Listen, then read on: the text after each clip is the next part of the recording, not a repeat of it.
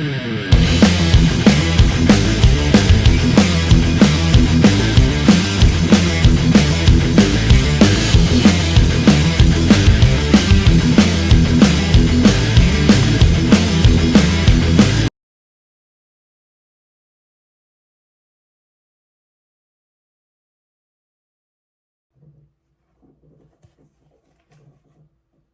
action. Hey, I'm Eric Brook, and welcome to the editing suite. I'm going to start this episode here. This is a special couple of episodes that I produced by walking down Hunter Street in Newcastle. And the reason that I did that will soon become apparent. It was actually recorded a couple of weeks ago before I recorded the episodes that you may have seen relating to me scootering around Newcastle. So the way this episode and the next episode were produced, and I'll go into it in more detail in the episode, was again with the Insta360 camera. But this time I had it mounted on a rather large pole, a 3 metre tall monopod, which gives us some great views of the main street of my adopted hometown. Now the funny thing about it is that I was just going to record the episode. It wasn't even initially going to be for ErkPod, it was just going to be for one of my other channels, A Mountain of Work, as sort of a walking streetscape. But because of things that happened along the way, I decided to document it in this sort of style. So I hope you enjoy the episode, this one and the next one. On this one, we walk between Civic and Queens Wharf, and on the following episode, we walk from Queens Wharf back to Civic. Anywho, hope you enjoy. Hello from the voiceover bit. Well, okay, it's the same place as the editing suite, the same place as the studio. Back at the Earth Cave, recording this. Now, when I originally was going to record this for A Mountain of Work, which I don't record my voice at all, so that's why when I was out in the field, so to speak, I was just recording the scene. I wasn't talking or anything like that, because that's not the whole idea of the original source. But what that also means is that I'll be able to use a separate version of this clip for A Mountain of Work. I'm using it now for ErkPod, and then if there's anything else in the future that I want to use it for, I have it saved on my files and I can use it for something else. But what some content creators don't realise, and I specifically know this in relation to people who film train and transport videos, and this is by no means a criticism, but what they will do is that they will be, let's say at Newcastle Interchange when it was the last night of the V-sets, they will record the voiceover as they're going. Oh, this is set V2 and it's now arriving into Newcastle Interchange, blah blah blah blah blah blah blah blah blah, and they're recording that as it's actually happening. Now, apart from anything else, you saying that and an event such as that, there would have been so many different other people around, there would have been no need to actually do that at that time, because not only is your voice going on to your video, it's going on to other people as well. So this is the joy and the point of view that we've got from the technology that we're using today. I shot this footage on a Insta360 X4 camera, and to do that I needed to use the Insta360 app on my phone. I'm now recording this voiceover on my phone. I recorded all the little bits from the editing suite that you'll see in the episode from the phone, and I was doing all that And I didn't have to say a single word as I was actually filming it, because as we're discussing, I can use this footage for numerous things. Whereas if I was recording this and if I was talking at the same time, well, that means that I can't use it for a mountain of work, for instance. There is a section a little bit later on when we do talk to a person who came up to me in the street. For instance, I won't be using that section in a mountain of work because, as I've discussed before, a mountain of work is about the trains and the transport. It's not about me. But I don't want to sound up myself here, but EarthPod is about me and my experiences and what I'm feeling, what I'm reacting, stories, etc. So we are here at the Civic Light Rail stop, which is in the middle of Hunter Street. Now, the rather squarey sort of building with the odd shapes with the squares coming off it across the road, that is part of the city campus for the University of Newcastle. So I never went to university to actually study or anything like that, but I have gone in there a couple of times if I wanted to do some editing work, because nearby where I'm recording this in Civic, I see a massage therapist, and sometimes I get there a bit early, so I go over to the university and just hang out there. So this is the Civic Light Rail stop, part of the Newcastle Light Rail. The tram that's just arrived has come from Newcastle Interchange and it's heading off to Newcastle Beach.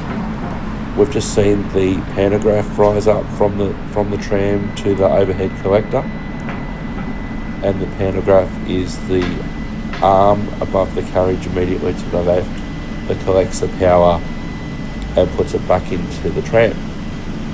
Now, unlike some other light rail systems, the Newcastle Light Rail doesn't actually have any overhead wiring on the tracks themselves. The only bit of overhead wiring that the system has is within the depot.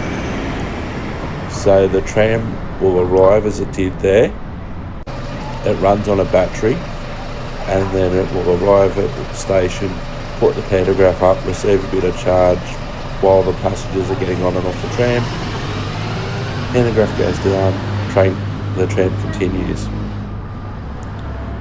And so that's different than the other systems in New South Wales in some regards, that it actually receives the power while it's at the station with the doors open. So the pole, the monopod that I'm using, or in one stages I call it the periscope, this is up 3 metres in the air, so it's pretty much near the awning that I'm standing under. The pink building that we can see in the foreground here is the Civic Theatre, and also the shops that are in front of the Civic Theatre. There's a whole heap of shops there with the theatre behind it, and there's also a smaller performance space which is upstairs as well. Civic Theatre is heritage listed. I have seen a few performances there since I've been living in Newcastle. The most notable couple of relatively recent ones were Tommy Emmanuel and Belinda Carlisle. So it's a really nice old style theatre, but it's got all the modern facilities that the bands and that the performers need. I've also seen some comedy shows in there as well. It's a really, really, really nice venue. So looking over now, in front of the sun there, the brick building that you can see is actually the old Civic Railway, or part of the old Civic Railway Station. I am going to have to do some recordings at some stage of the locations of the former of the former stations between Wickham and the old Newcastle station that closed a few years ago now, and it opened in 2017. The current use for this building is actually a good one. The main station building that was Platform 1, and the use for that building now is a tourist information centre for the city of Newcastle. So that's a rather nice way that the building has been reused.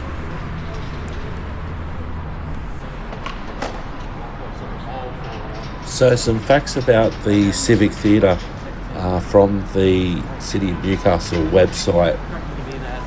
So the Civic Theatre and the Newcastle City Hall, which is behind it, were both designed by New Zealand-born architect Henry L. White, who was known for the many theatres and cinemas, or picture palaces as they were then called, he designed in Australia and New Zealand in the 1910s and 1920s.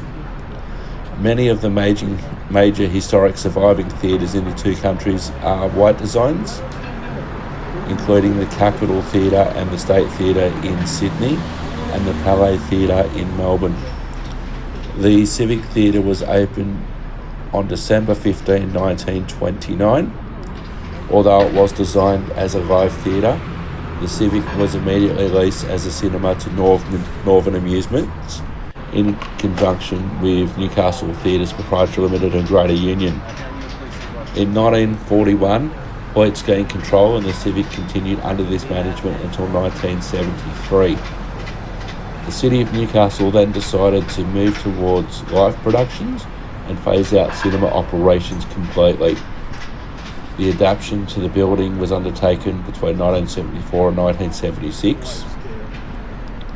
In 1992, the Civic closed for a $10.4 million refurbishment and was opened in November 1993 as Australia's premier regional theatre. And so it's regarded as having state significance. It's a two-storey Georgian Revival building. Its facade exhibits features of the Georgian Revival style with Italian Renaissance elements, particularly in the elegant repetitive semicircular headed windows. So the Playhouse, which is attached to the Civic Theatre in its first reincarnation, opened in 1979 as the home of the Hunter Valley Theatre Company. And so it has been recently refurbished and redesigned, and that refurbishment was opened in 2004, or if you prefer, 2004.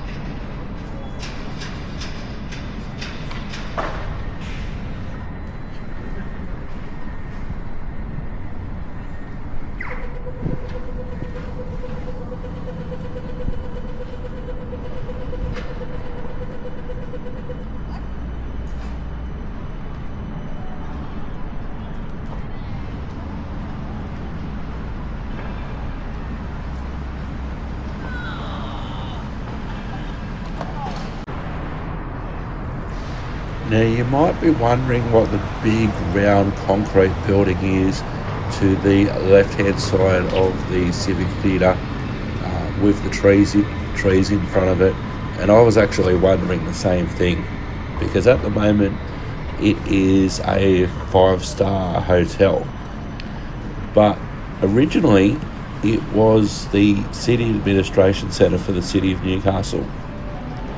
It's known by many Novocastrians as the Roundhouse or the Champagne Cork. The building was constructed to accommodate the various departments of Newcastle City Council as it was then in 1977, as City Hall could no longer accommodate the growing workforce. A roughly triangular parcel of land next to the City Hall was chosen to construct a purpose-built administration centre. With deep recessed windows to cut down on heat from the sun, the building's precast concrete columns were finished to match the colour and texture of the City Hall stonework. The basement car park spirals from street level and had to be constructed like an underground dam due to its proximity to the harbour. The water table beneath the building is very high, and special construction techniques had to be used to prevent the water-logged earth from collapsing into the excavation. So it was the administration centre of the Newcastle City Council as it was then. There's a good shot of it there on the right hand side between the Civic Theatre and the buildings next to it. The workers or the employees of City of Newcastle now are based in a separate building just across the road from Newcastle Interchange at Stewart Avenue.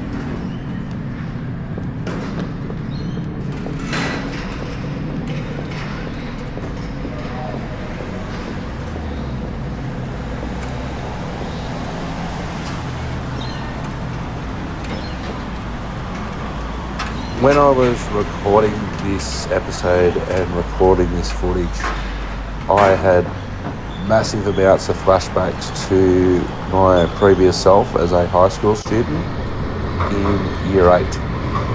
And that was quite some time ago. Many years ago. We didn't have the internet, we didn't have mobile phones, we didn't have digital cameras or anything like that. But yeah, it was year 8 in high school, and I was doing as a subject commerce, which taught you about business and that sort of thing, and different types of businesses, things on how to do your tax returns and all of that sort of stuff. So practical stuff that you could learn about industry and the workplace. So one of my early tasks in this commerce class was to walk down the high street and have a look at all the shops that were there and classify them. So I went to Penrith High School, which is located on High Street at Penrith at the top of the hill. But we had a shopping central business district. It was about 5 minutes walk away from the school. So we were given a strict area that we had to concentrate on. I think from memory it may have been from Woodruff Street to Station Street in what around about that time was still the High Street Mall. Today, 2025, it's back as a street with parking, but at this stage it was a shopping mall, totally pedestrianised. So over a series of weeks we had to go down to the High Street Mall area, and we had to take note of all the shops and construct a map, a colour-coded map of these shops and how big they were, what type of shop they were, and plot it on a map that we had to draw. Now, I can imagine in 2025 that would be relatively simple. Well, for starters, we've got things such as Google Maps and Google Street View, which, would totally get the job done. Of course, that would depend on, how long it had been since the Google car had driven past the shops that I had to map. But there was one problem with that particular scenario using Google Street View, apart from the fact that it wasn't invented there, was that it was the High Street Mall, so cars weren't driving down the High Street Mall, so the Google car couldn't drive down High Street Mall. A camera such as this would have been ideal. So I would have just basically doing what we're doing in this video, just walking down the street and just capturing the shops, and then you've got this footage that you can go through later in addition to things such as Google Maps, such as Street View, and footage such as this, so you can classify each building correctly. Who knows, there may even be maps that we would have access to via the internet, such as a plan of Hunter Street, where it would show us the different building zones and the different shops and all of that sort of stuff. But that was a long time ago in 1988. So we had to use coloured pencils, couldn't even do it on a computer. So it would be a lot easier and a lot more fun to do it this way, I think. And it would look 100%, or 1,000,000% better. Let's just not say 100%, but 1,000,000% better. And it would not take as long. I can remember it was about, on a particular day, there was like 4 days where we went down to the street just to categorise all the different shops. If I was to do this today, I'd be able to do it in a day. Not even that. And it would look professional, even though I am recording this in my home studio and I'm just recording this voiceover onto a mobile phone. I wouldn't even necessarily need to use a 360 degree camera. I could just use this very iPhone that I'm using, the iPhone 16, and just walk past the shops and go, okay, well that's the Civic Theatre goes there, and then next to the Civic Theatre there's a space that's Wheeler Place, and then next to that there's a hotel, etc., etc., etc. So it would be a lot easier to do that today.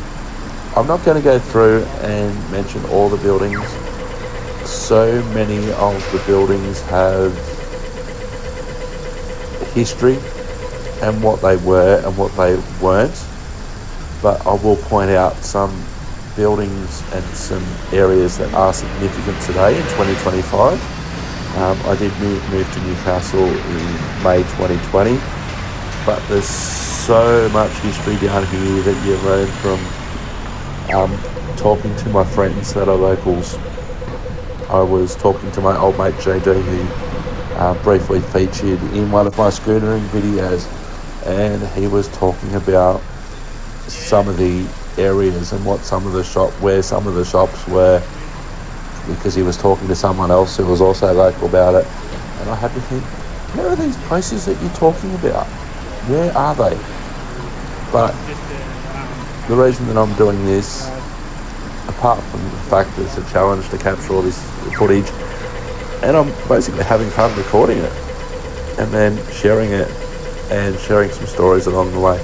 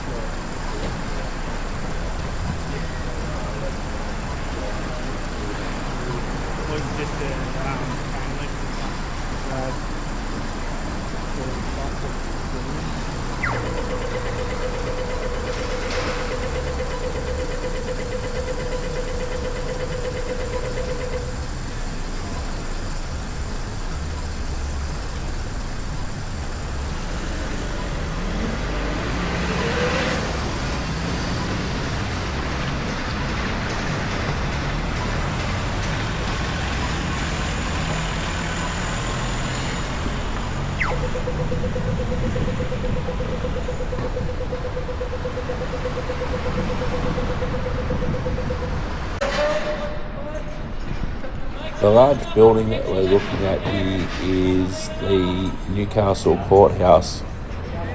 Construction started in January 2013 and ended in March 2016. The redevelopment cost $94 million. It replaces the original courthouse in Newcastle that was around the corner a little bit, that was built in 1892. So there's 7 stories, there's 8 lift shafts, acoustic panelling throughout the centre. It's a high security building, obviously. It includes holding cells. It also includes jury assembly and deliberation areas, legal interview rooms, facilities for victims of crime and support groups, a sheriff's office, a registry, judicial chambers, 10 courtrooms and 2 tribunal rooms, and it hosts sittings of the New South Wales Supreme District and local courts. So having a look at some of the photos from inside the building from when it was built, it looks like a rather spectacular building. One that the public can access, of course. It's high security, being a court complex, but it is one that is rather imposing at this end of town.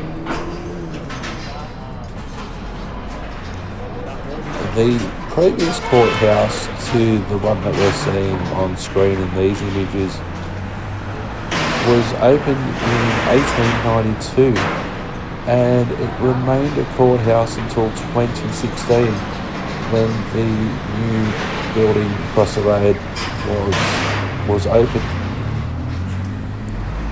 So it was designed and completed. It was completed in 1892 at a cost of $14,000 basically 14,000, almost 15,000 pounds. It replaced a earlier courthouse that was built in 1841.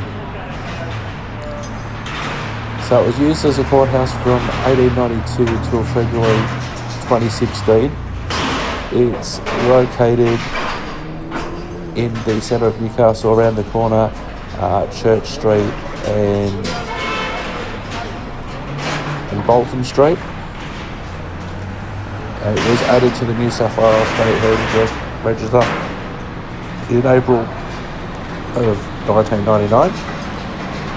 The building still exists, and it is now part of a Japanese university, the Nihon University of Japan. So it's still in active use today as a university campus. Construction of this building started in 1890 and was completed in 1892 when it opened. 55,000 square feet, the floor area, external brickwork, internal timber joinery and a slate roof. So still in operation today as a university campus.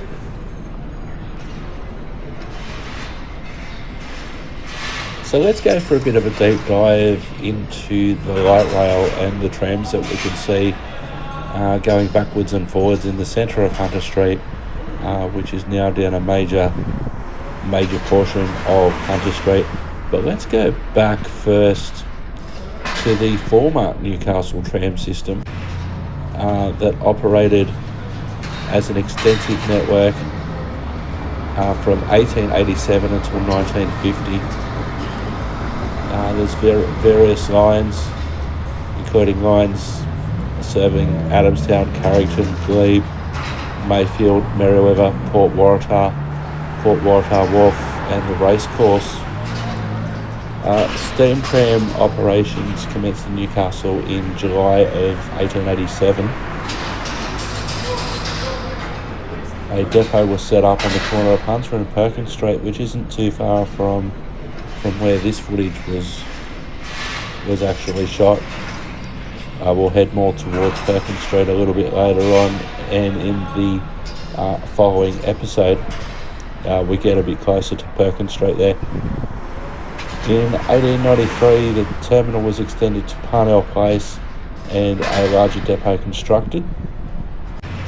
Electrification of the tram network occurred in the early 1920s, with the first electric tram in October of 1923.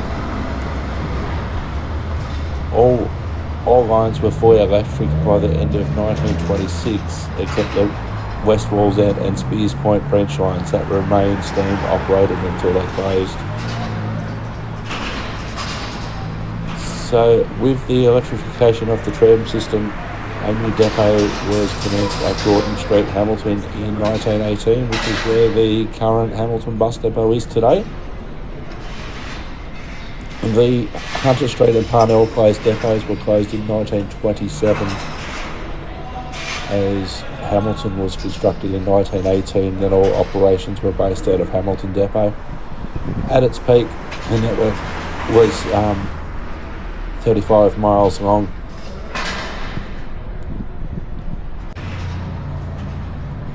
From the 1930s and the Great Depression, lines started to close. The Port Waratah and Carrington lines were closed in 1938.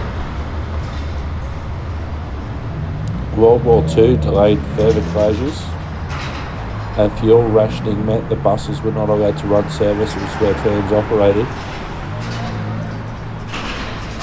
The Parnell Place terminus was damaged during the Japanese shelling of Newcastle in 1942.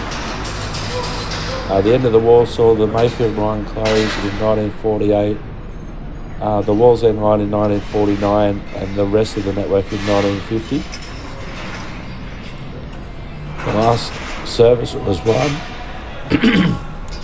in June 1950 on the Waratah line, and as I mentioned, the Hamilton tram depot was converted into a bus depot which runs today as operated by Newcastle Transport. So a little bit about some of the other lines. The Adamstown line opened in August 1900, with electric services commencing in 1925, and the line closed in 1950. The Carrington line opened in 1912.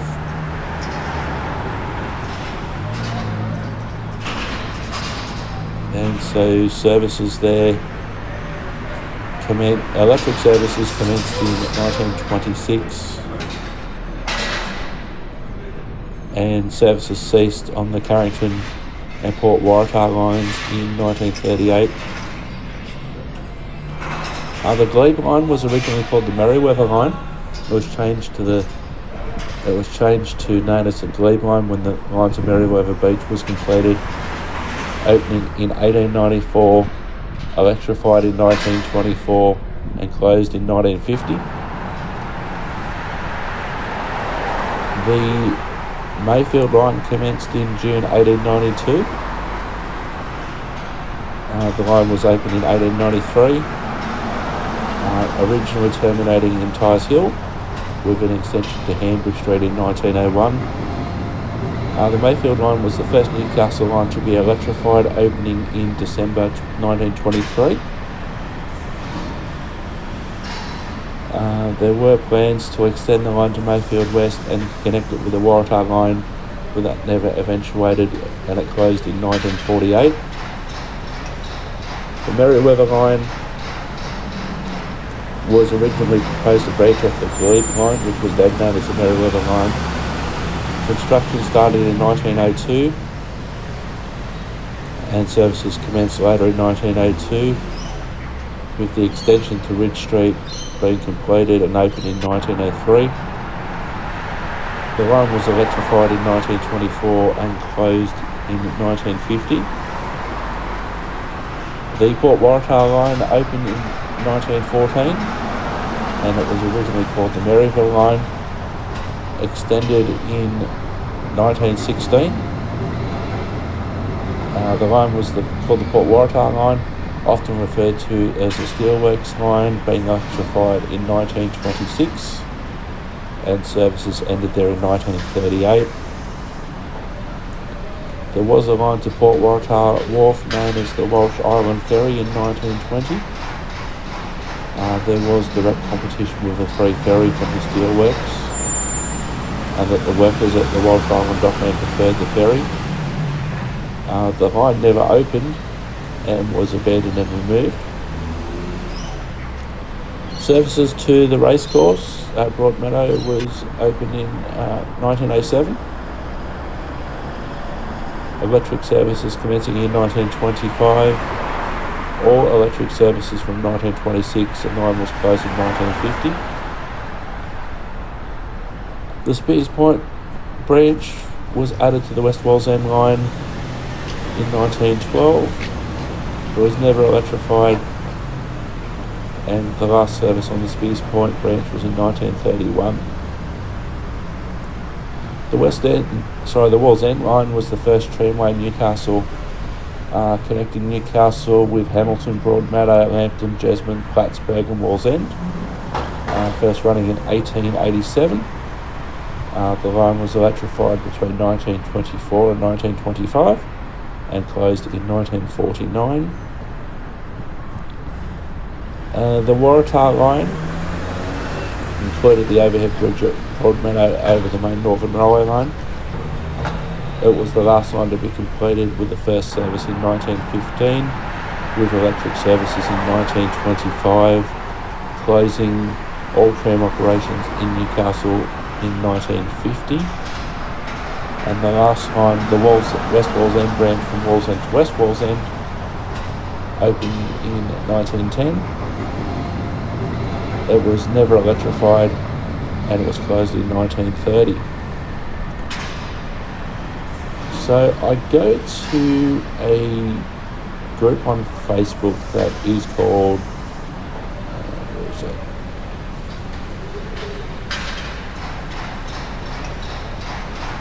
It's called the Lost Newcastle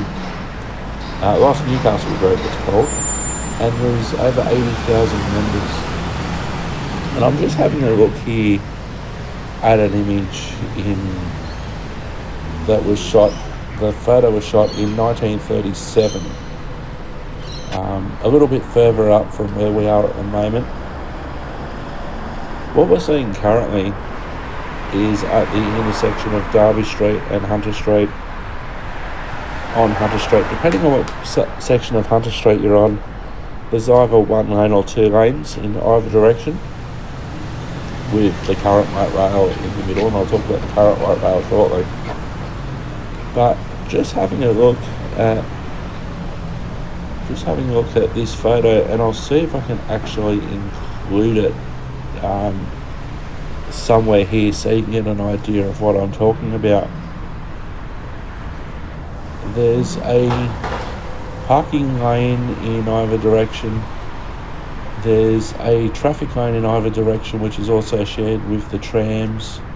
There's double-decker buses that are full. The footpaths are full, and it's a very busy 1937. So I'll try and add that photo here, and that will give you an idea, a comparison, and I'll tell you some of the reasons why Hunter Street doesn't look like this today. And this is the photo that I was referring to from 1937 that I found on the Lost Newcastle Facebook group, originally posted in that group as a shared post from Triple M Newcastle in 2013. We can see the electric tram that people are getting on and off with the vehicles of the time, and double-decker buses.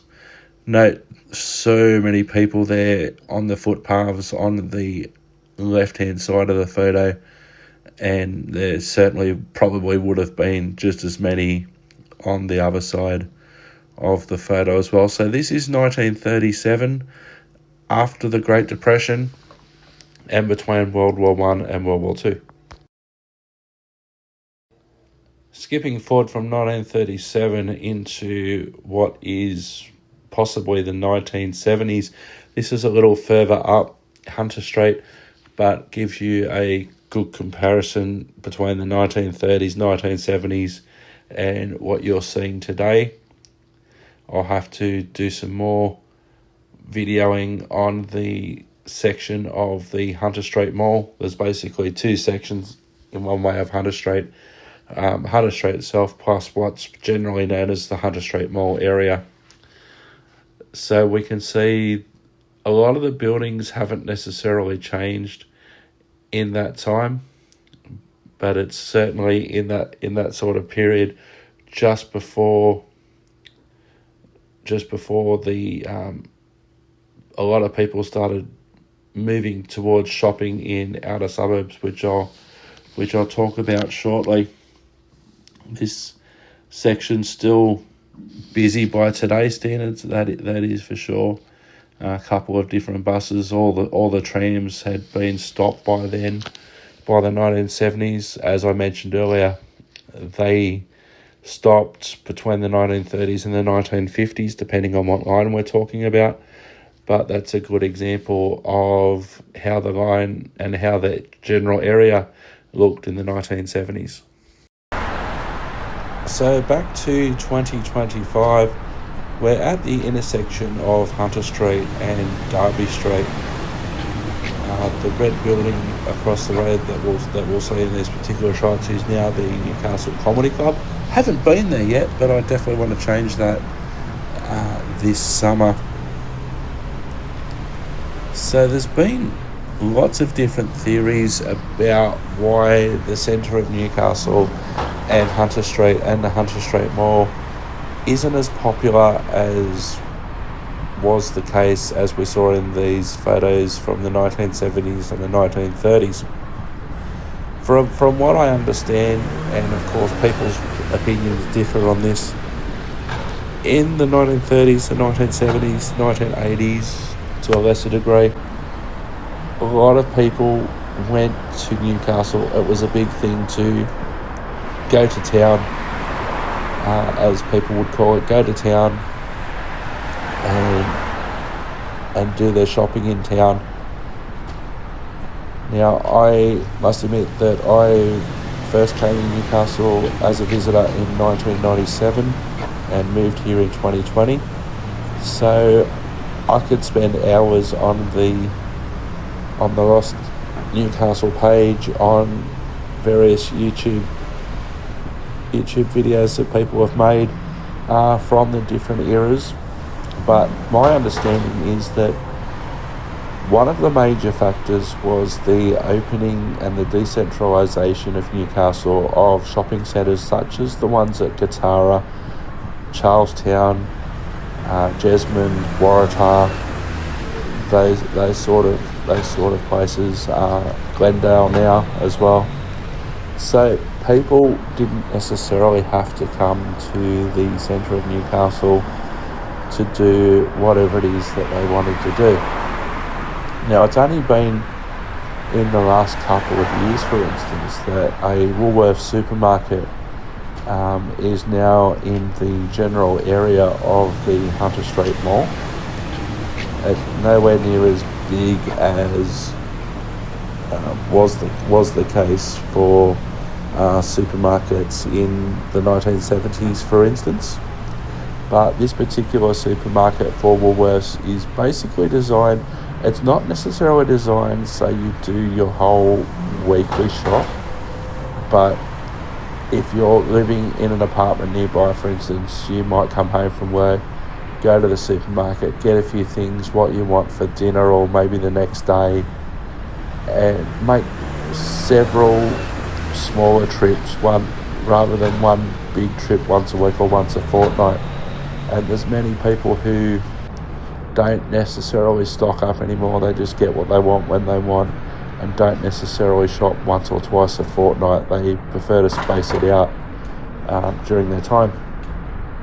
So moving to suburban shopping centres such as Katara, such as Charlestown, such as Jesmond, etc., also meant that you are able to park your vehicle in the one spot and then go to, and I'll keep on using Katara as the example, there's so many different shops in such a small area.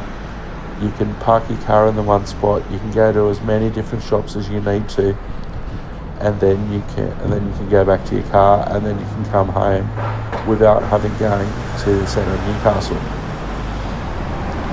So there was a big push to move people out of the centre of Newcastle in terms of shopping and commercialisation, and so it was thought that it was a lot easier to provide the shops in the suburbs. People would only have to go to their nearest shopping centre.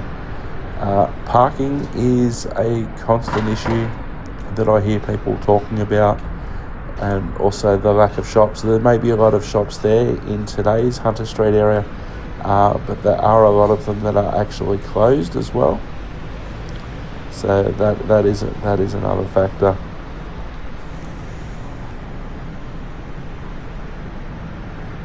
Of course, another factor behind the lack of people coming into big centres such as Newcastle and going to their local centres, if they go there at all on some occasions, is the improvements in technology over time. At the time of the 1930s, 40s, 50s, 60s, 70s, 80s and 90s, if you wanted something, you had to go to the shop to go and get it, and then you had to pick it out, and then you had to go ahead and take it home. But as we learn, especially during the pandemic, it's so much easier now to have a look at things online that you need, compare prices, compare delivery. You can order things today and have them tomorrow with services such as Amazon, and by no means are they the only one. But there's so many things now that you don't even have to leave your house for, that you can order whatever you need, in many cases online, have it delivered to you, so you're not necessarily going out even to the suburban shopping centres or the suburban strips. If I think about me in the last week, for instance, the major closest shopping centre to me is at Market Town in Newcastle West, which nearby has a Coles and a Woolworths supermarket, one at either end. If I only want to go to those supermarkets and nowhere else, I can just go up Maitland Road to Mayfield, about 5 minutes drive away in the opposite direction to Newcastle, and I can get everything that I need there. Of course, as I mentioned, I can get things home delivered as well. So a lot of people are choosing not to go in the centre of Newcastle. They're choosing not to, in many cases, even go to the big supermarkets and shopping centres. A lot of people are just choosing to get a lot of their things delivered to them at home.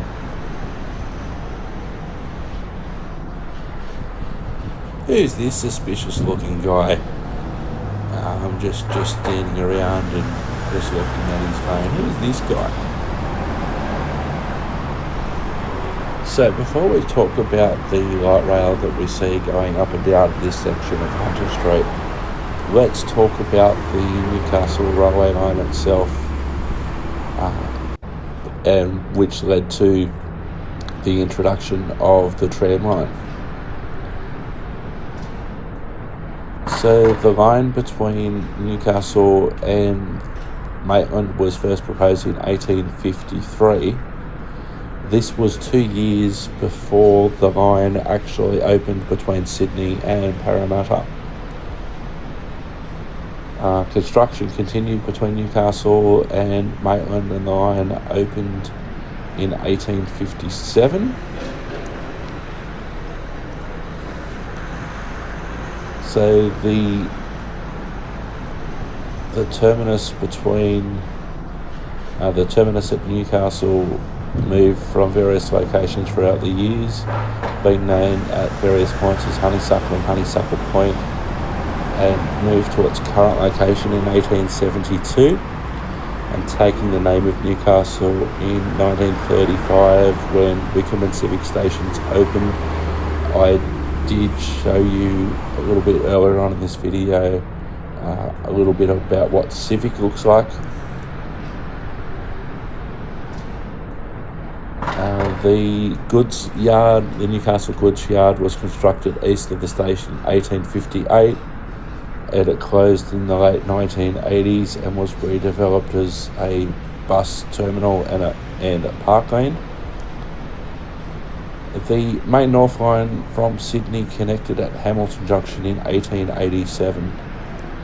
So really wasn't too bad when you consider that the first railway in New South Wales was in 1855, and then they've made it 160 kilometres away from Sydney to link up at Hamilton in 1887.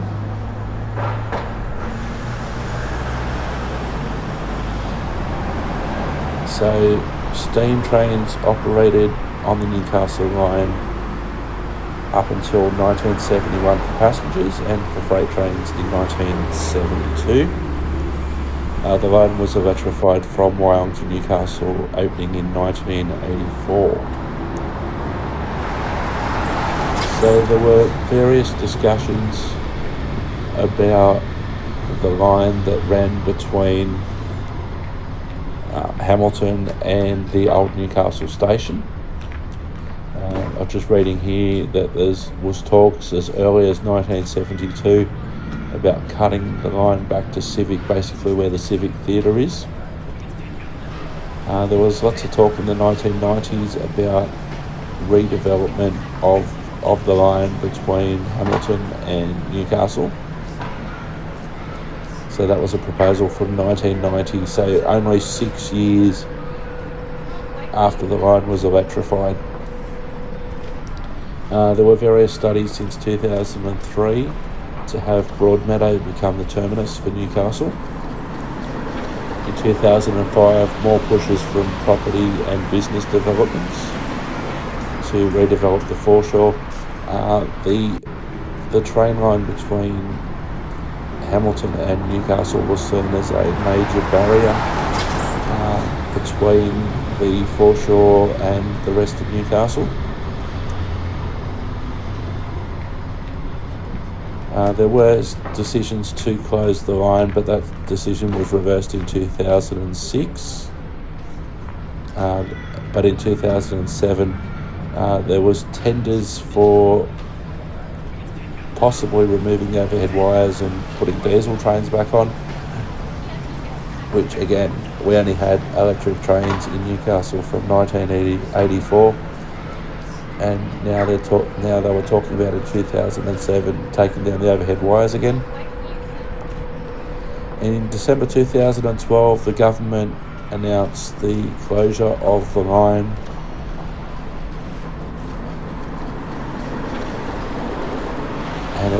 and the closure of the line would allow the older CBD section and the waterfront section to be better linked. The line between Hamilton and Newcastle closed on Christmas Day 2014, and the Newcastle Interchange Station, which is near the old Wickham Station, opened in 2017. So part of the old corridor was incorporated into the light rail that we have today. However, not all of that was done. The whole corridor wasn't used, as was one of the early plans. But there were as it ended up, the line ends up running down a lot of Hunter Street and also Scott Street, as we'll see a little bit later on, rather than using the old corridor. So there were lots of toing and froing between government, locals, and also City of Newcastle and various business and development groups. So the line was officially closed in 2015. And it reopened in 2017, and then looking at the Newcastle light rail from that, the Newcastle Interchange, as I said, was opened in 2017, and part of that was to be the western terminus of the new light rail. And the light rail, of course, been very controversial, and it's been seen as one of many reasons why people don't go into the centre of Newcastle anymore.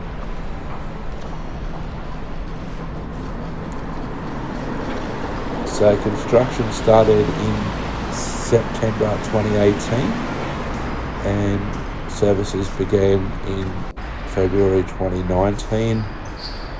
Then from 2020, of course, we had the pandemic, but the light rail exists, and we see it going backwards and forwards all the time. During this video, runs between Newcastle Interchange and Newcastle Beach, and as I've mentioned before, it only receives power when it's at stations, as we have seen. There are talks about extending the line out to the football stadium, out to John Hunter Hospital, amongst others. There's been several new routes, which in some way mirrors old routes that the trams used to run before they were stopped in 1950. So a lot of people here in Newcastle are against the light rail because they say, and they've got a point, that it doesn't really go anywhere. But this is stage one. There was lots of construction in the centre of Newcastle for those 2 years, which also led to a lot of shops closing and people avoiding the centre of Newcastle. So what do I think about the current state of play in the Newcastle Central Business District that we're seeing here and we'll see in future videos? As I mentioned earlier, I first came to Newcastle in 1997 as a visitor, I came into Newcastle working between 2003, 2004, and then I finally moved to Newcastle in May 2020, and I've been here ever since. There's two really distinct areas, or the two ends of town. There's the Newcastle West End, there's the Newcastle East End, and then there's this section in the middle that's around Civic, Derby Street, and those sort of general areas before we arrive at the Hunter Street Mall area and the eastern end of Newcastle. What I notice in a shot such as this, and in other shots that we'll see as well, there's a range of heritage buildings. There's a range of heritage buildings, and there's also a range of new buildings that we see. And at either end of town, there has been a lot of thought put into how you would develop those areas, especially in Newcastle West, where I used to live before I moved to Wickham in late 2024.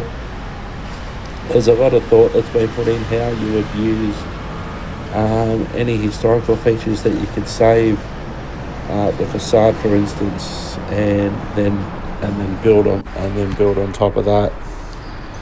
The majority of the really tall towers that we're starting to see and are in various stages of construction are mainly in the Newcastle West area, and that's another area that's well worthy of walking around and having a look at, and I will do at some stage. As I'm recording this voiceover, we're actually expecting basically a week of sunny weather, which we haven't really had over the past few months. There's been a lot of rain in the Newcastle and Hunter areas, so I'm actually looking forward to going out and shooting some footage around the Dairy Farmers Corner, Bank Corner, Newcastle Interchange, that end of town, and then also the eastern end of town as well, around Scott Street that we'll end up on, and also the Hunter Street Mall, the old Newcastle station. I do want to show the various older stations of Newcastle, how they exist today. We did mention the old Civic station in passing a little bit earlier on, but there's a lot of areas also around Scott Street and around Watt Street that there's a lot of effort to keep that area as original as possible. There's also a lot of areas where there's refurbishment and reconstruction going on, but they're trying to be really sensitive to the general look of that whole area. The eastern end of Newcastle is more the historic end, whereas the other end, the Newcastle West End, is more towards the big towers, your transit orientated development around Newcastle Interchange and building the big towers. I like the range of both. I like how they are trying to keep the heritage at this end, and how, the further east you go towards the ocean and the beaches, they're really trying to keep the historic look of it, but also have the modern things that people require in this day and age. Whereas at the other end, at the Newcastle Interchange, at the Newcastle West End, there's so much development going on in various forms and various stages of construction, that when it's all finished, and I'll mention this in another video when I actually record it. We'll see the basic look of how it is now, and then possibly how it looks in 12 months' time, that sort of thing. Now, obviously, not being born and bred and not being here for many years, I've only been here for 5 years, and in some regards I still don't feel like a local. I can understand how there's a lot of people that cling on to the way that Newcastle used to be. They don't want, and I totally understand, they don't want any part of Newcastle to be like the development that they see in Sydney. But the Newcastle area is such a massive area for this part of Greater Sydney. For instance, at the Newcastle Airport, that's at the tail end of a reconstruction at the moment. There'll be international flights soon to Bali, hopefully New Zealand. There's going to be direct flights soon from Newcastle to Perth, which at some stage I'd like to take advantage of. But there's a lot of people who like the old Newcastle, the way it looked, and I certainly understand that. I don't necessarily go back as far as a lot of people here, but that's okay as well. So while we're here, and unfortunately at this stage of the afternoon we are looking into the sun a bit, when it comes to shooting in the afternoon, and I did want to show the sun at some stages as well. But might as well talk now a little bit about this general area for people who are outside the area and may not have some idea of why I like it so much. It's actually a large metropolitan area and the second most populous area of New South Wales outside of Sydney. The Greater Newcastle area includes the cities of Newcastle and Lake Macquarie, and also if you want to look at the Lower Hunter region and the Greater Hunter area, includes places such as Lake Macquarie, Maitland, Cessnock and Port Stephens. So it's located at the mouth of the Hunter River, and Newcastle is the largest coal exporting harbour in the world, exporting 143 million tonnes of coal in 2022.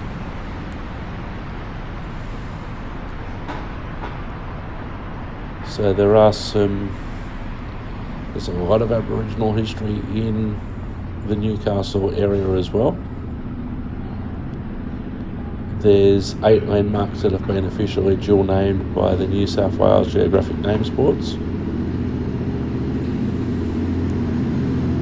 When it comes to colonisation by the British, when you remember that the first colonial settlement of Sydney happened in 1788 after Captain Cook's original journey of 1770. A group of fishermen in 1796 were driven by bad weather into a harbour at what is now called Newcastle. They found considerable amounts of coal laying on the ground near the beach, some of which they brought back to Sydney. And as was common at the time, there were clashes between the colonials and the Aboriginal local people.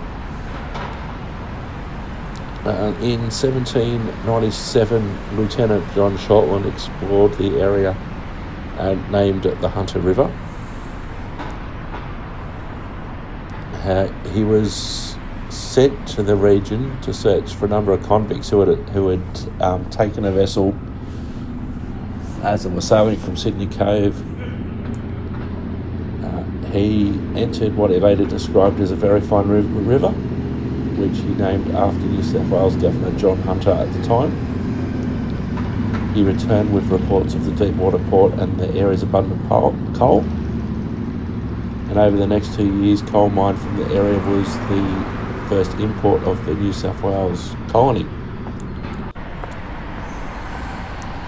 Newcastle gained a reputation as a hellhole, as it was a place where the most dangerous convicts were sent to dig in the coal mines as harsh punishment for their crimes. By the start of the 19th century, the mouth of the Hunter River was being visited by diverse groups of men, including coal diggers, timber cutters and escaped convicts. The then Governor of New South Wales, Philip Gidley King, from 1800, decided on a more positive approach to exploit the now natural, obvious resources of the Hunter Valley. In 1801, the convict camp was called Kingstown, named after the Governor. And the first shipment of coal was dispatched to Sydney in 1801. They attempted colonial settlement again in 1804 as opposed to secondary employment for unruly convicts. The settlement was originally named Coal River and then also Kingstown, and later renamed Newcastle after the English city. The name of Newcastle first appeared by the commission issued by Governor King in 1804. The new settlement comprised of convicts and the military guard arrived at the Hunter River in 1804 on 3 ships. Convicts were rebels from the 1804 Castle Hill Convict Rebellion. The link with Newcastle upon Tyne in England, its namesake, also where many of the coal miners came from originally, still obvious in some of the place names around Newcastle, such as Jesmond, Hexham, Wickham, Wallsend and Gateshead. Morpeth, which is near Maitland, is a similar distance north of Newcastle as Morpeth, Northumberland, is north of Newcastle upon Tyne in England.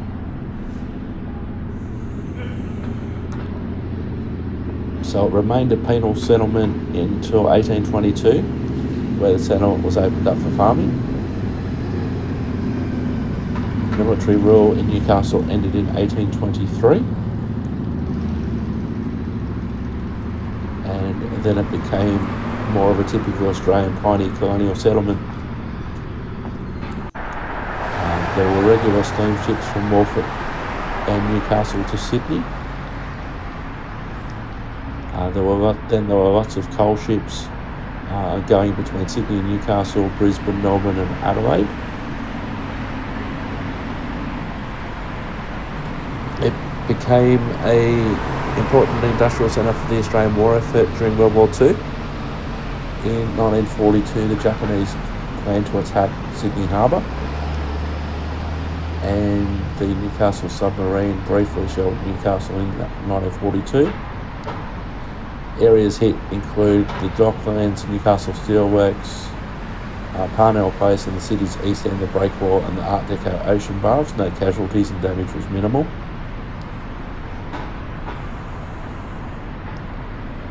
So Newcastle did have a shipbuilding industry. It has one of the oldest theatre districts in Australia.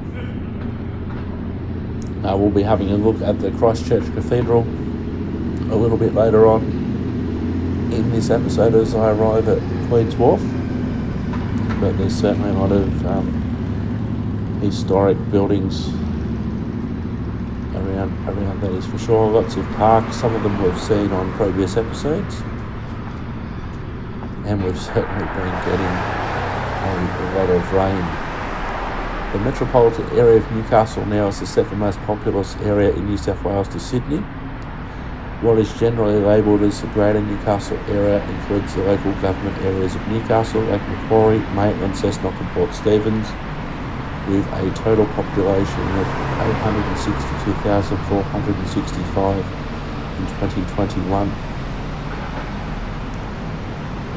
with 83.6% of people in the Newcastle metropolitan area born in Australia.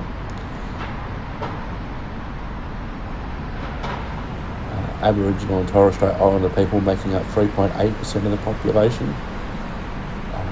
Other common countries of birth include England 2.3%, New Zealand 1%, China 0.7%, India 0.5%, and Philippines 0.4%. Other languages at home, apart from English, where 88.2% of people only speak English at home, include Mandarin, Macedonian, Italian, Greek, and Cantonese.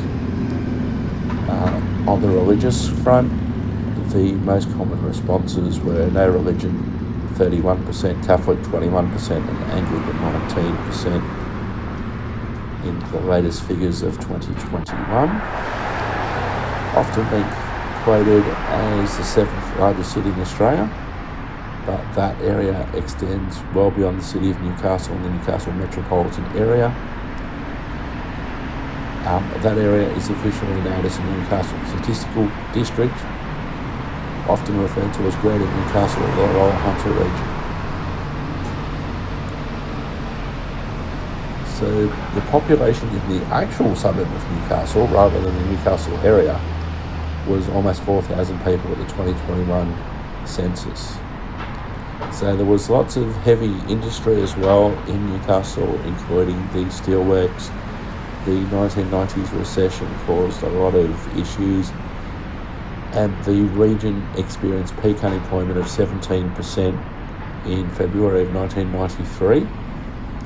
The BHP Steelworks closed in 1999 after 84 years of operation, which had employed about 50,000 people during its existence, many of those for decades.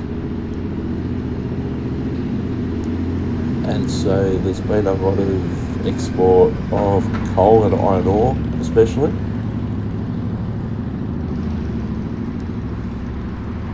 And so there's lots of different facts about the area. It's a massive area, and there's so much that I haven't even explored about the area, and there's just so much that changing around the area.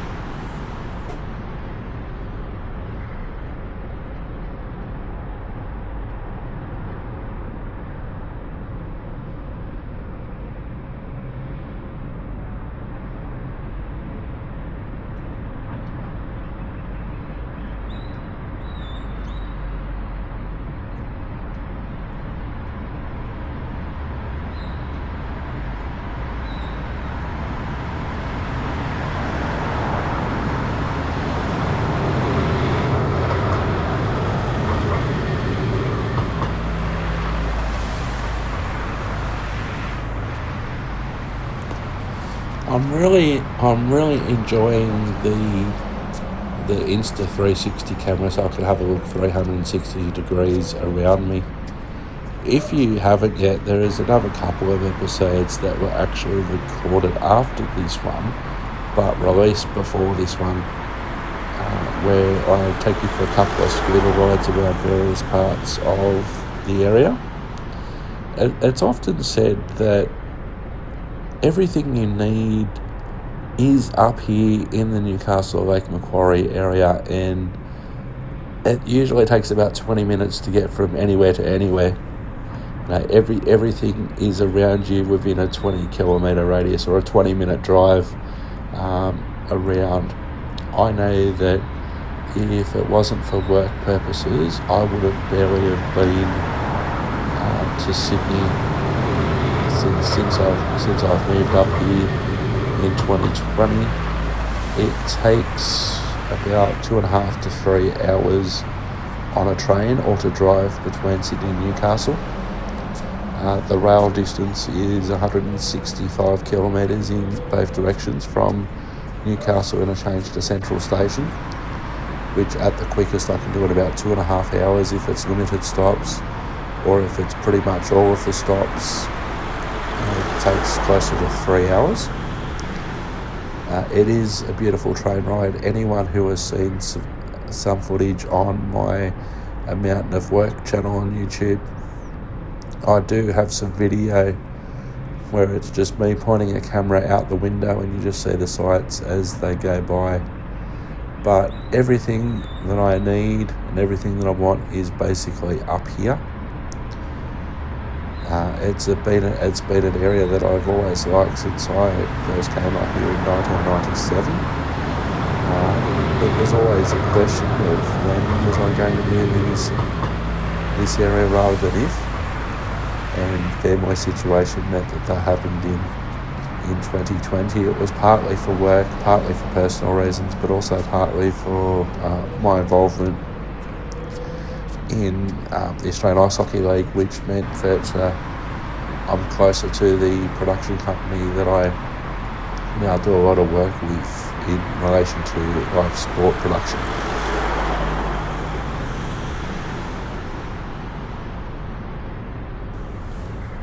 Now, I was talking a little bit earlier about the rail corridor between Hamilton and the old Newcastle station. This view actually shows off a good area of the former corridor, and that there's actually not much of it that's left for redevelopment. On the same side of the road where I am, basically behind the tree that we're looking at, in between that and the buildings that we can see a little bit further away, that's basically the old rail corridor.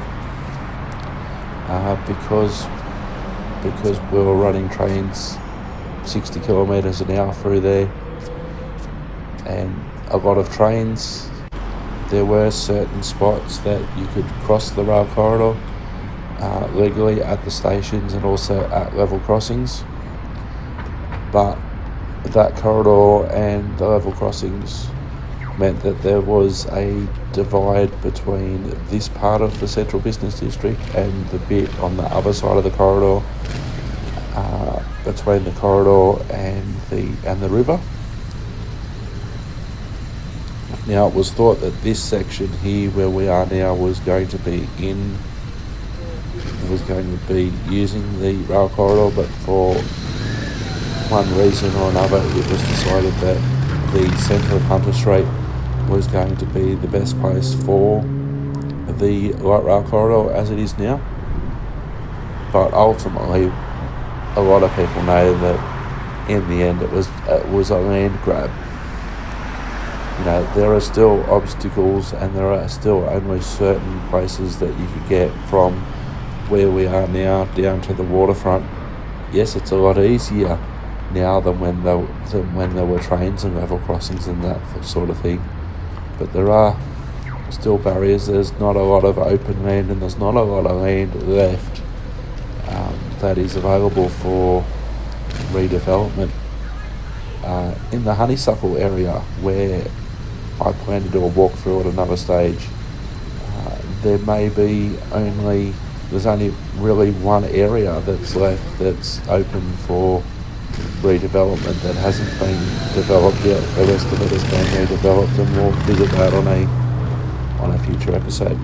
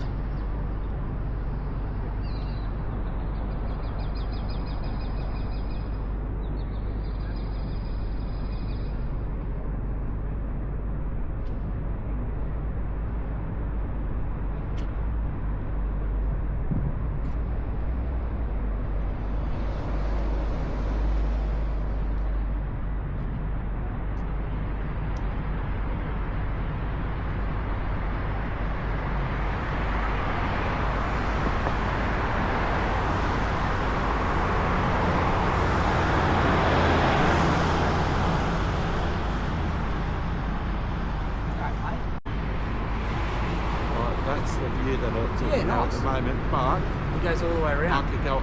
So when I get home, if I want to focus on the pub, Yeah, I can only focus on the pub, for instance. that's awesome. That's awesome. That's very cool. We were there, I was like, oh, I swear to God, it must be a camera of some sorts. And my mate was like, it's a fishing rod. I was like, it's not a fishing rod. No, it's not a fishing No, rod. no. I appreciate it. Thank No you very worries, much, mate. my All mate. good. Well. You too. I'll be back a bit later. I'll go on the post office and I'm walking back on the other side, so you'll probably still be there.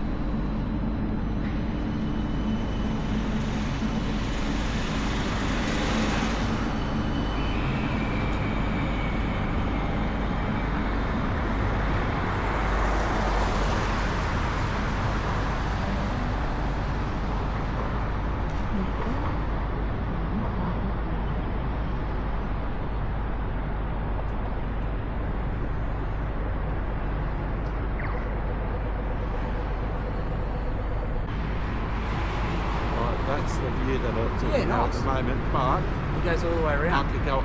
So when I get home, But I just wanted to say hi to the guy who just came over and had a chat from the pub across the road here in Newcastle, wondering what I was doing.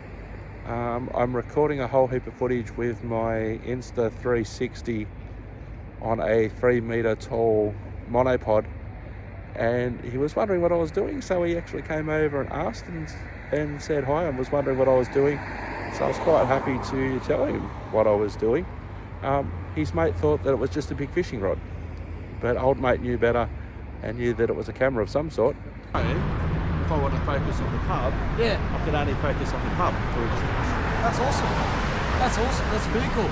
We were there, I was like, oh, I swear to God, it must be a camera of some sorts. And my mate was like, it's a fishing rod. I was like, it's not a fishing rod. No, it's not a fishing No, rod. no. I appreciate it. Thank you No very worries, much, my mate. mate. All good. Well. You too. I'll be back a bit later. I'll go on the post office and I'm walking back on the other side, so you'll probably still be there.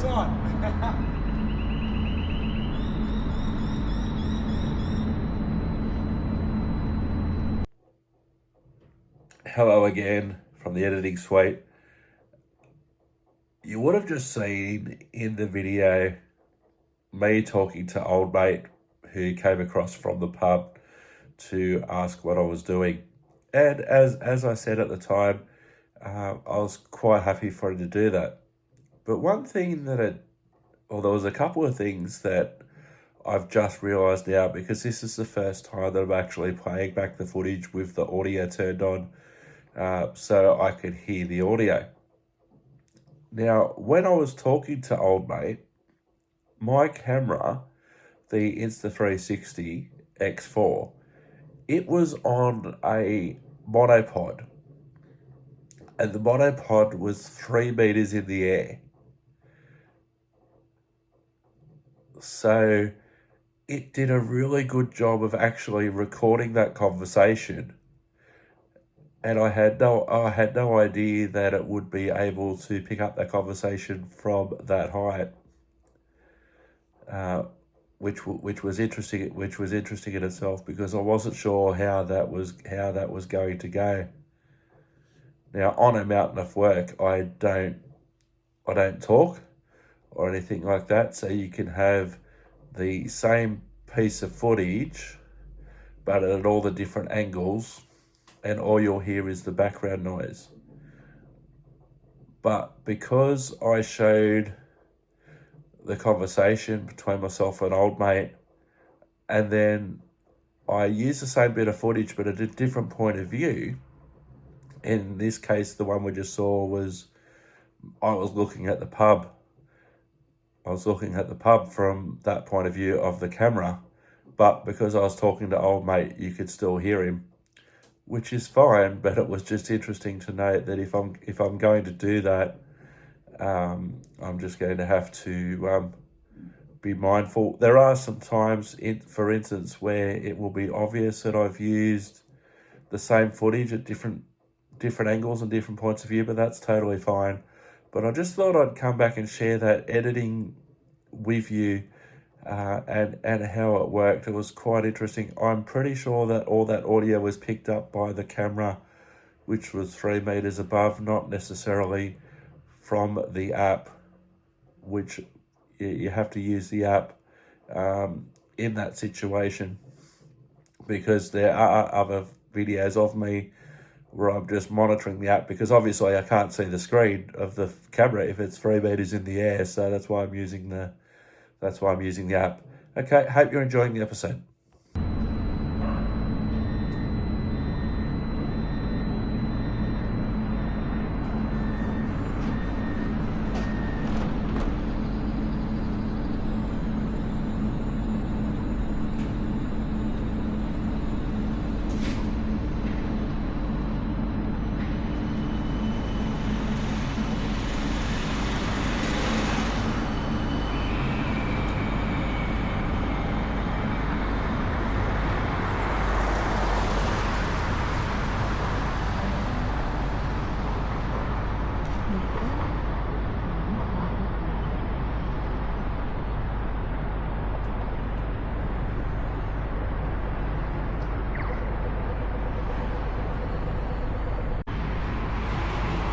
That's the view that it's at nice. the moment, but It goes all the way I around. could go, so when I get home, if I want to focus on the pub, Yeah, I could only focus on the pub, for instance. that's awesome. That's awesome. That's really cool. We were there. I was like, oh, I swear to God, it must be a camera of some sorts. And my mate was like, it's a fishing rod. I was like, it's not a fishing rod. No, it's not a fishing No, rod. I appreciate it. Thank No you very worries, much, mate. mate. Have a good one. You too. I'll be back a bit later. I'll go on the post office and I'm walking back on the other side, so you'll probably still be there.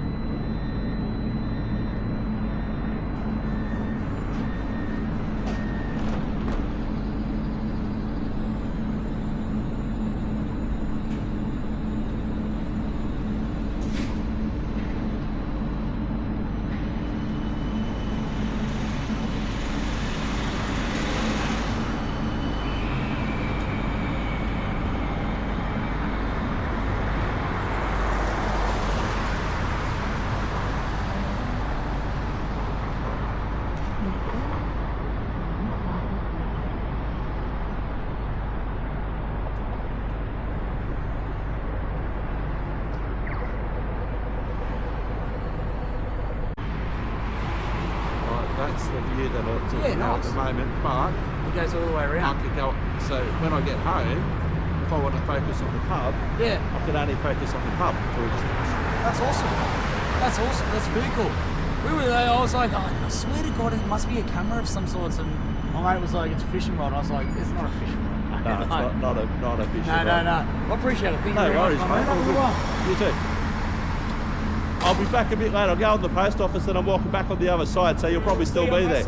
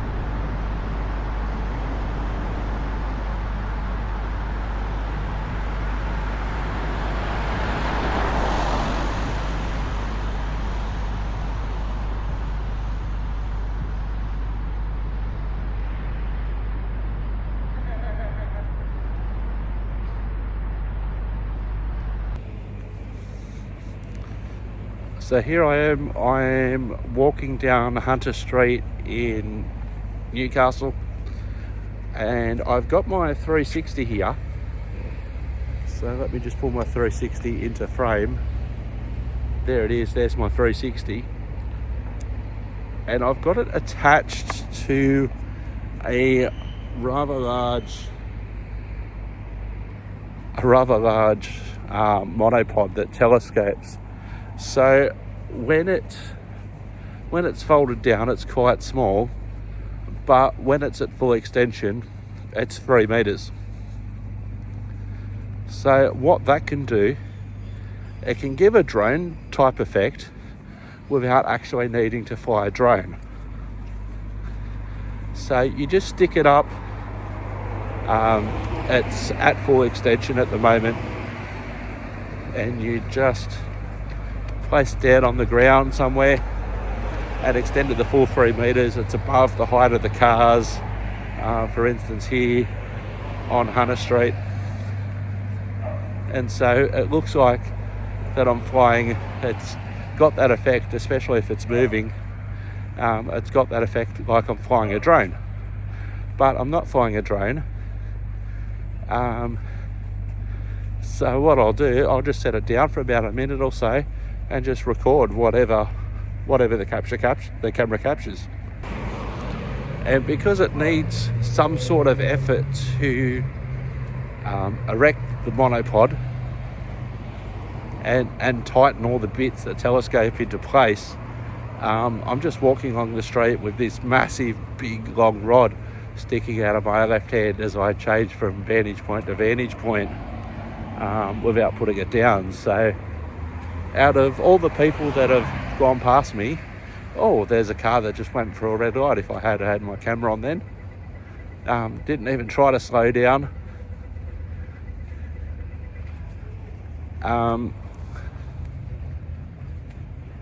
So I'm actually walking between the Civic Theatre and the main Newcastle post office at the moment. I was going to film some things at the old railway station, but the weather's nice out here at the moment, so I just thought that I'd record some images which I'll sprinkle through this episode. So what can happen as well is that I can lose my train of thought, and I do that a lot. But if I have the monopod standing on the ground, it's basically 3 meters from the ground to the camera lens. But if I put it on another object, like for instance a seat, I'll put it on a seat, and what that will do, that will give me an extra 0.5 meter to 1 meter of additional height, and so that will boost the height even further. This side of the road is pretty good because there's not a lot of awnings, etc. Just excuse the sun behind me for a minute. But now that I'm here at another spot, I'll stop recording because I need to record the Instagram. Sorry, it's not Instagram, the Insta footage. The area I'm going to talk about now is basically the Scott Street, Hunter Street, Brown Street intersection, which is shown on this map. Now, unfortunately, from the point of view that we look at in this episode, it's not really clear where Hunter Street stops and where Scott Street starts and where Brown Street fits into the equation. But on the next episode, when we go to the other side of the road, that will be very, very clear. But I'm showing you the map first so you can get some sort of idea of where I'm talking about. Then I'm going to show you some street view images which show a couple of different views of the area from the other side of the road in various time frames. At the time of the recording of this episode, we were actually on the other side of Hunter Street, basically behind where that blue car is in this street view. from 2015. Hunter Street is behind the camera and goes straight ahead, and Hunter Street continues on. So in a way, Hunter Street continues on. Where it merges, that's where Scott Street begins and ends. But that isn't really obvious in the views that I'm recording, but will be plainer in these views and also on the following episode when we go on the other side of the road. So the views that will be coming up would have been taken in June 2015 from Google Street View, from the Google car. This is before light rail construction opened. If you're really, really observant in the background of some of these photos, the overhead wiring structures from the heavy rail line behind the trees on the other side of Hunter and Scott Streets is still visible if you know what you're looking for. The light rail, which we'll see and we have been seeing previously on this episode and coming up in other parts of this episode, runs down the middle of Hunter Street, which flows into Scott Street here at this intersection. The construction of the light rail took place from 2017 to 2019. I don't have any street view yet of when the construction started and what the construction would have looked like at this point in time. But I can imagine, based on what I saw in Sydney and Parramatta, it would have been chaotic in the Newcastle CBD area as the light rail was put down the centre of Hunter Street.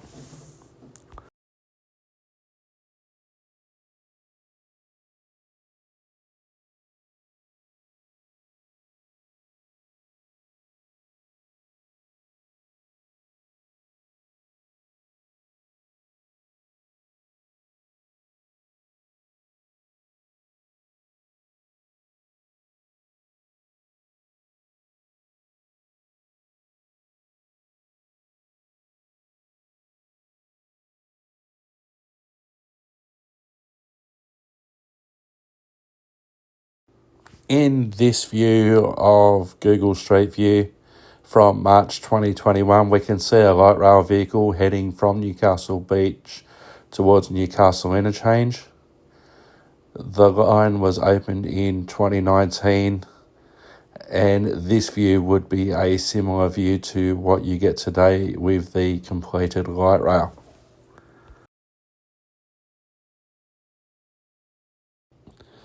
This view is a totally different view to the other street view images that we've just viewed. This is from August 2024, and Scott Street is behind the camera. Hunter Street runs from left to right, and Brown Street runs from back to front of image and runs away from Hunter and Scott Streets. The construction that is going on is to do with the reconstruction of Hunter Street and also the building that is going on, the construction work that is going on with the multi-storey apartments that you can see. And that is to upgrade Hunter Street and all of the connections required under street.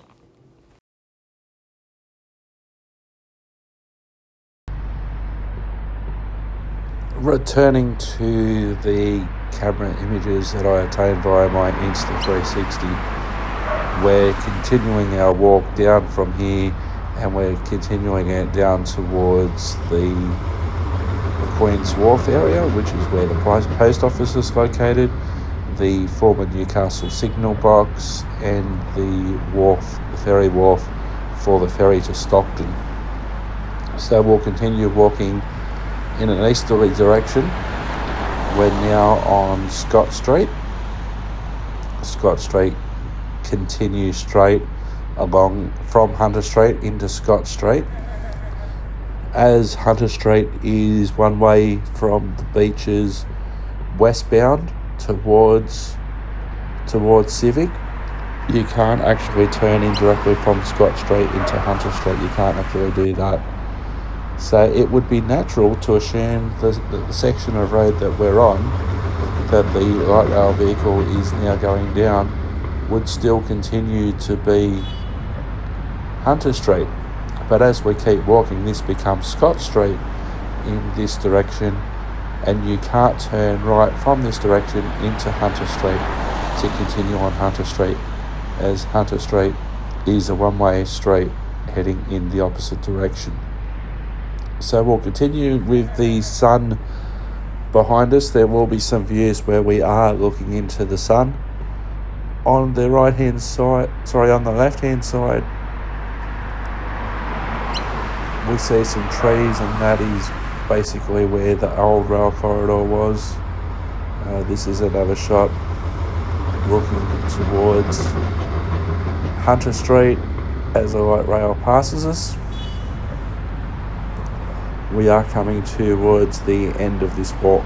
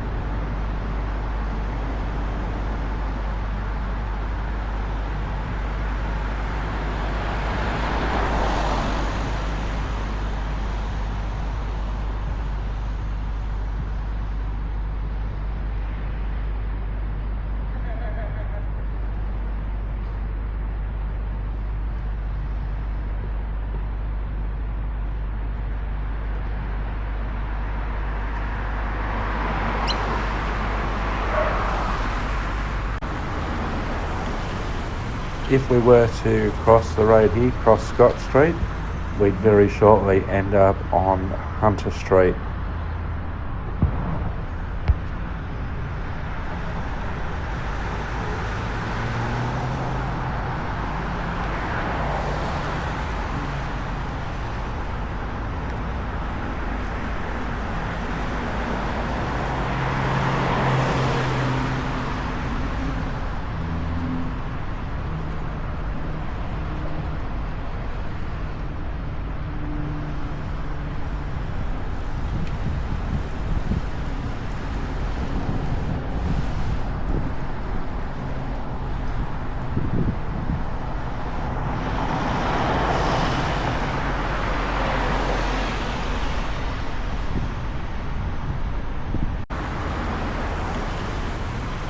And if we were to walk in this direction, we'd be crossing over the old rail corridor, heading towards the waterfront and also Queens Wharf.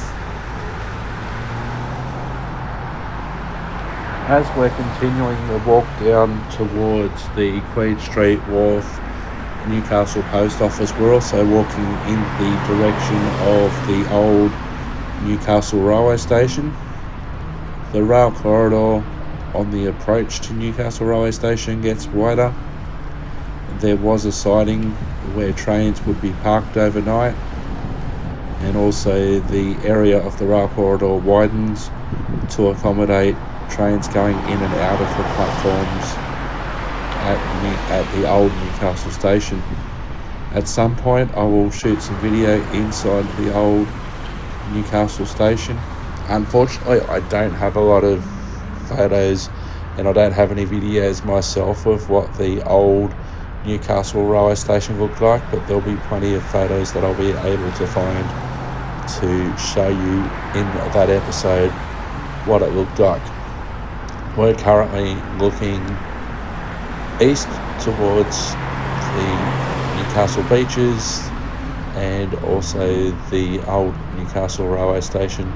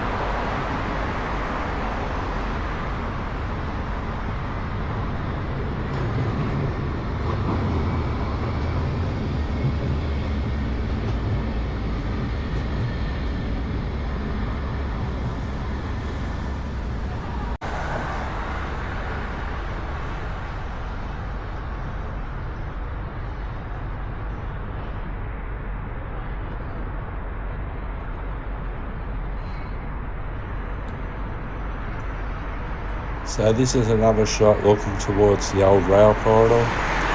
It is certainly looking a lot nicer, and there's a lot more open space in and around this particular area, especially compared to other areas in Newcastle West, for instance, as we have another light rail vehicle heading towards Newcastle Beach. In commentary at another stage, I do refer to that vehicle actually being vandalised. That's a particular vehicle that I was referencing.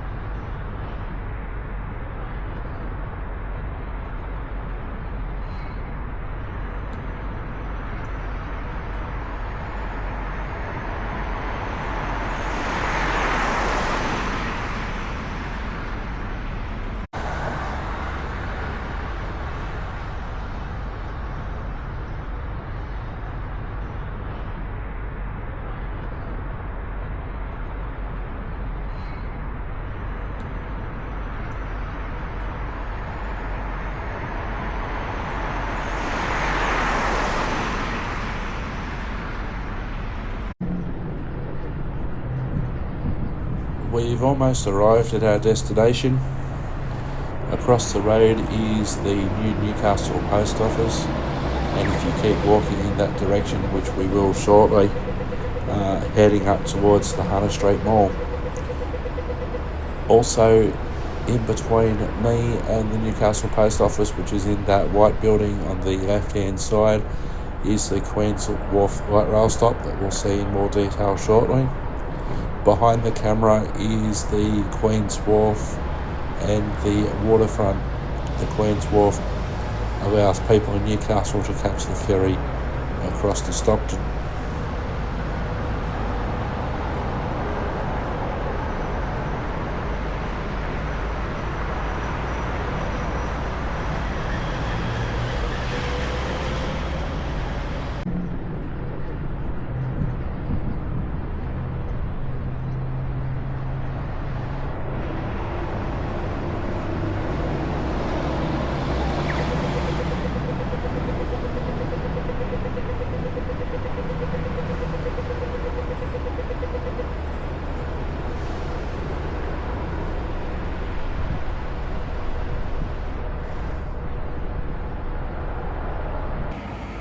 Alright, I was just about to move on to my next location when I saw that there were 2 light rail vehicles about to pass in front of me, so I put the pole up, put the periscope up if you like, and captured them passing me. Interestingly, I noticed that one of the trams had been graffitied, which doesn't often happen here in Newcastle, but the funny thing about it is that they chose to do it over an advertising wrap, which I thought was rather strange. So I'm heading down from the Civic Theatre down to the Newcastle post office to collect some mail. I'm walking down the northern side of the street on the way to the post office, and then I'm going to walk back on the other side and capture some more footage, so the times will be slightly different between the time I walk there to the post office and walk back. Do I feel strange doing this? No, I'm pretty much used to it, having done it before. I'm actually not on Hunter Street anymore, I'm on Scott Street, but the light rail still runs down the middle of this street. Hunter Street now is about a block away.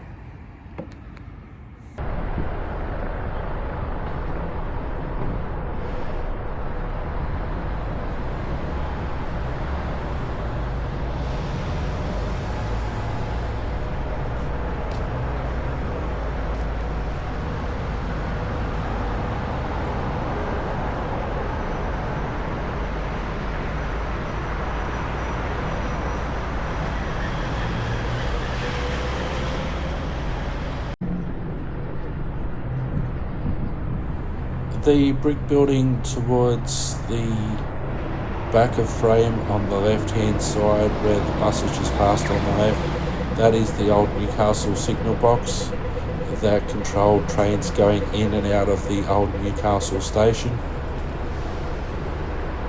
The signal box is closed. It has been reopened as a cafe, however I believe that if we go upstairs in the cafe we can actually see the old signal levers, which we must do at another point. Past the signal box on the in between this or in the centre of the corridor here that we'll see on another video is the old Newcastle railway station.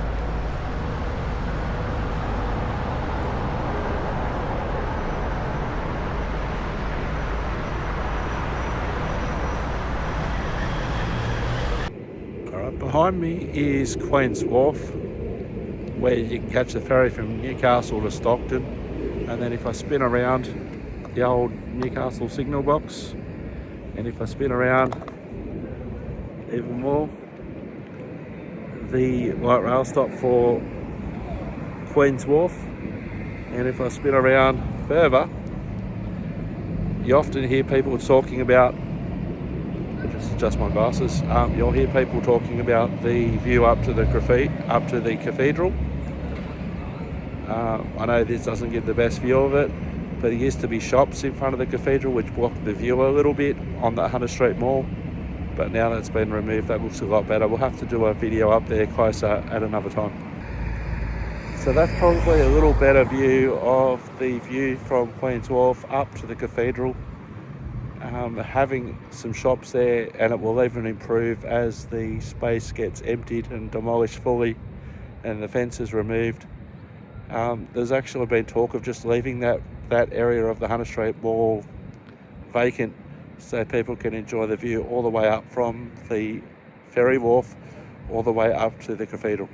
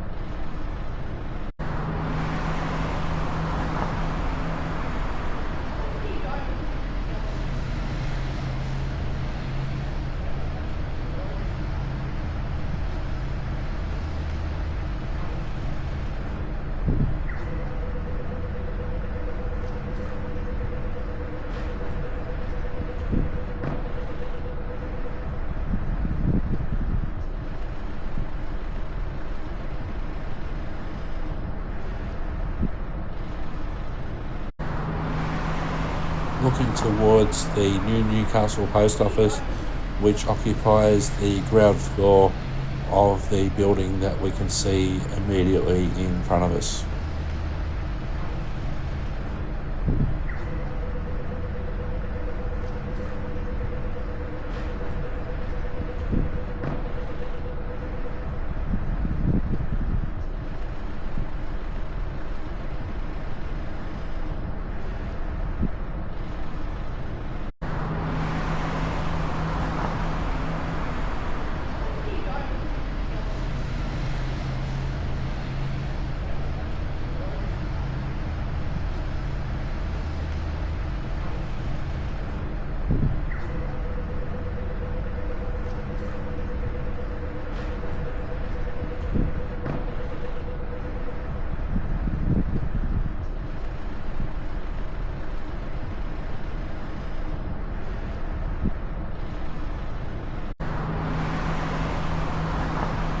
Looking in the direction now which we just came from, on the right is the old Newcastle signal box, and behind that is the Queens Wharf area. Another video will feature the Queens Wharf area.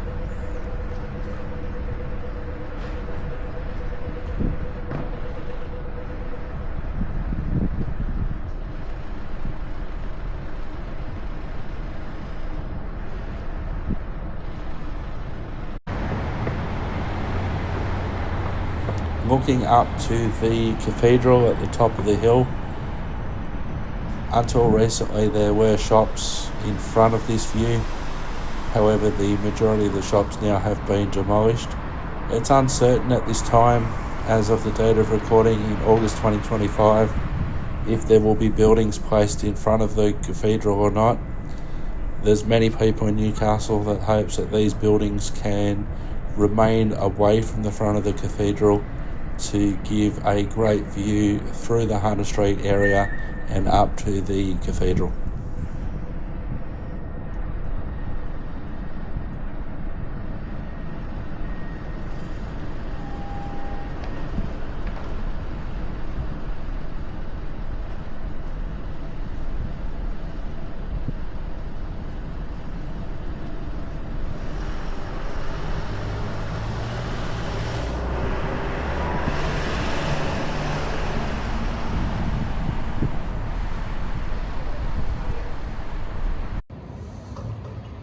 So I've arrived at my destination, so I'm about to check my mail and then I'll walk back on the other side of Hunter Street. That's good timing for a light rail to come and arrive. But check the mail, walk back on the opposite side of Hunter Street and capture some different views. It's probably been about an hour or so now since I've started the walk, so the sun will be different, the point of views will be different. And there's a very special shop that I want to drop in and have a look at for a special little guy. Back in the editing suite for the final time this episode. I hope you have enjoyed the episode. I didn't realise until I'd got home and worked out how long I'd actually taken to do the walk. I was basically walking in the end for 2 hours from Civic to the post office, which you've just seen.